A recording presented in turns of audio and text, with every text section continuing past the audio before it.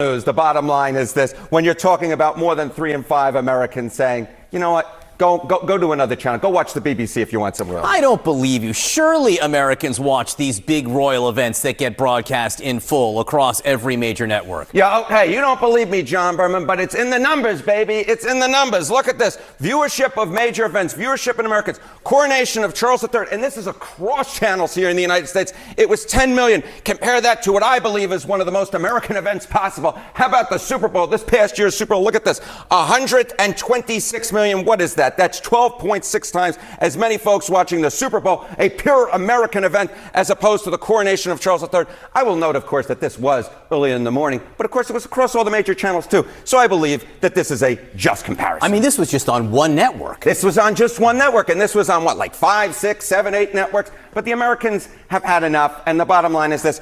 His mother had, what was it, like triple the audience for her coronation, so interest is declining as well. I'm kidding. I can feel my phone going off now already with concerns perhaps over this segment, but I will say we won the revolution 250 years ago, and we won the viewership battle again here. Welcome back to the channel. Today, we're diving into a conversation that has been building quietly in the background for some time, but is now becoming louder, more visible, and increasingly difficult to ignore. It's a conversation about perception versus reality, about how narratives are constructed and repeated, and about whether the long-standing image of global fascination with the British royal family still reflects what people actually feel today. For decades, the dominant narrative has been remarkably consistent. The monarchy has been presented not only as a cornerstone of British identity, but as a global institution, something that commands attention far beyond the borders of the United Kingdom.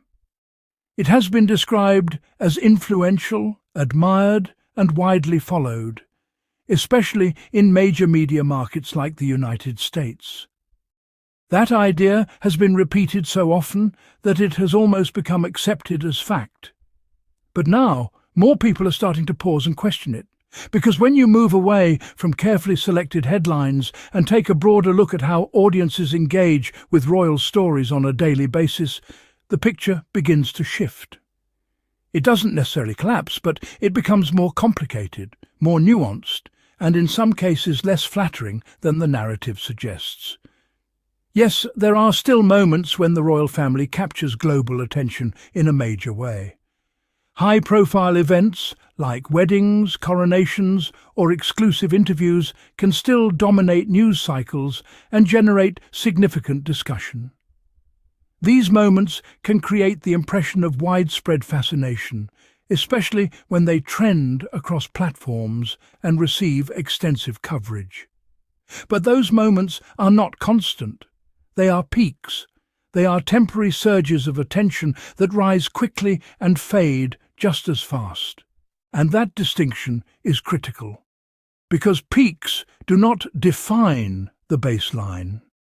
They highlight what is possible at a moment of maximum visibility, not what exists on an everyday level.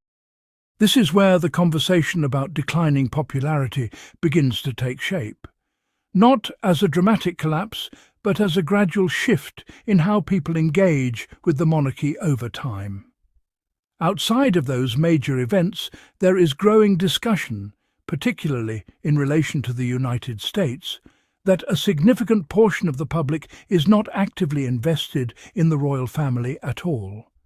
Not strongly supportive, not strongly opposed, but simply uninterested. And indifference is a powerful signal.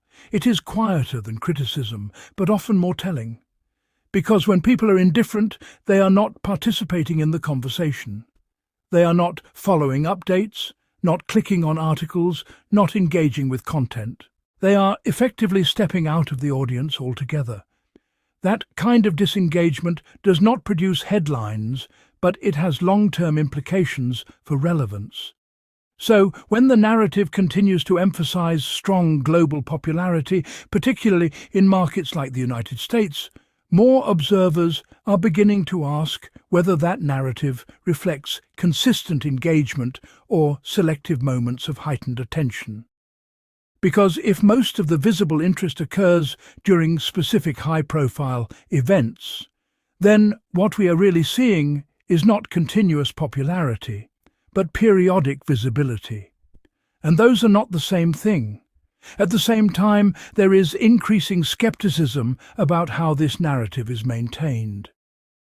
Some critics argue that certain segments of the media continue to highlight moments that support the idea of global fascination, while giving less attention to indicators that suggest declining or inconsistent engagement. This creates a sense of imbalance. On one side, there is a carefully reinforced narrative of widespread appeal. On the other, there are growing signs that interest may be more limited, more selective, and more situational than that narrative suggests. And it is within that gap that the current debate is unfolding. When we focus on the United States, the conversation becomes even more interesting. The US has long been considered one of the most important international audiences for royal coverage. Major events often receive extensive attention, and American media outlets frequently participate in amplifying royal stories. But amplification is not the same as sustained interest. It is entirely possible for a story to receive significant coverage without translating into long-term engagement from the audience.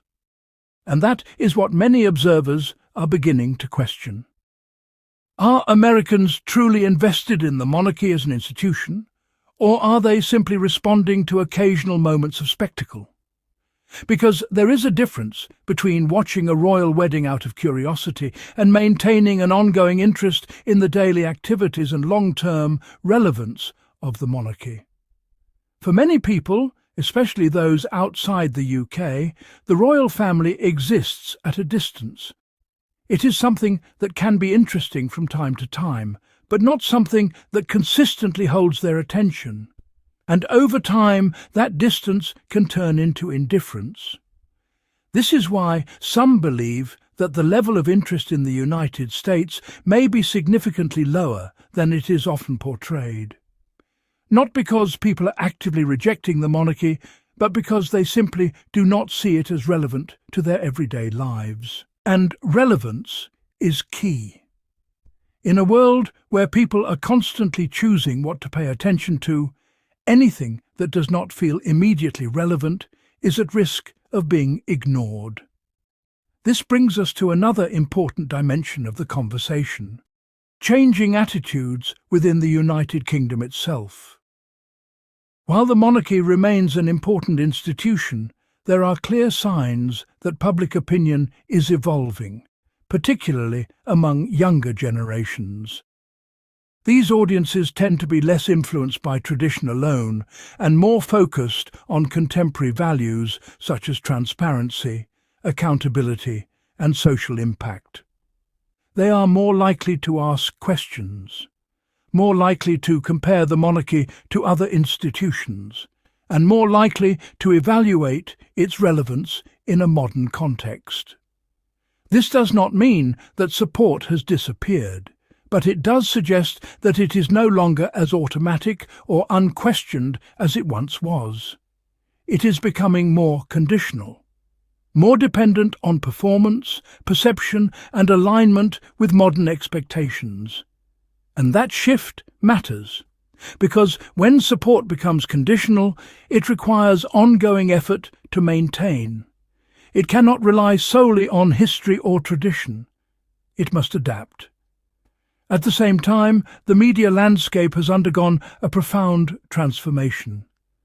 We are no longer in an era where a small number of institutions dominate public attention. Today, audiences are exposed to an overwhelming range of content from countless sources.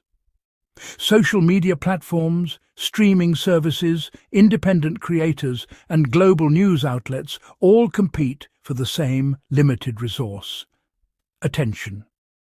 In this environment, even the most established institutions face new challenges. The royal family is no exception. It is competing not just with other institutions, but with an entire ecosystem of content that is constantly evolving. Entertainment, politics, technology, global events, all of these areas are vying for attention at the same time. And that competition makes it harder to maintain consistent visibility. Even if interest still exists, it is now divided across many different areas. This fragmentation contributes to the perception of declining popularity. Because when attention is spread thin, no single subject can dominate in the way it once did. Another factor to consider is how popularity is measured. Different metrics can tell very different stories. Media coverage might suggest strong interest because it focuses on major events and high-profile moments.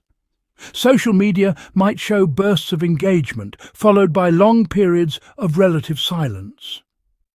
Surveys might reveal that a large portion of the population feels neutral or indifferent rather than strongly supportive. Each of these perspectives captures a different aspect of reality, and when they are combined, the overall picture becomes more complex. It becomes clear that popularity is not a single, stable condition. It is dynamic, it fluctuates, it depends on context, timing, and the specific audience being measured. This is why the conversation about declining popularity is not about a sudden drop, but about a gradual shift. A shift from constant attention to occasional spikes, from broad engagement to more selective interest, from automatic support to more conditional approval, and that shift reflects broader changes in how people interact with institutions in general. In today's world, loyalty is less guaranteed. Attention is more competitive, and relevance must be continually reinforced. This applies to governments, corporations, media organizations, and yes, the monarchy as well. So when people question the narrative of global popularity, they are not necessarily dismissing the monarchy outright. They are asking for a more accurate and nuanced understanding of how public engagement actually works today. They are pointing out the difference between visibility and sustained interest, between media amplification and genuine connection, between tradition and evolving expectations. And they are asking whether the current narrative fully reflects those distinctions. So where does that leave us? It leaves us in a moment of reassessment, a moment where long-standing assumptions are being reconsidered, where public attitudes are evolving, and where the gap between perception and reality is becoming more visible.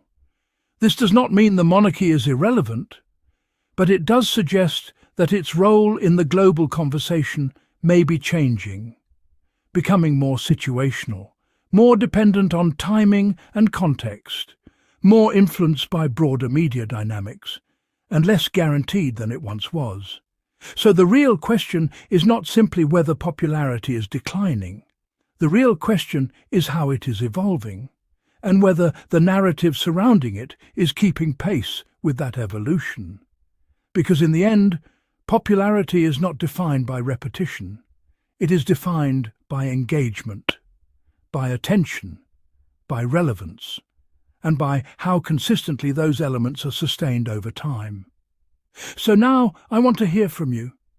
Do you think global interest in the royal family is as strong as it is often presented?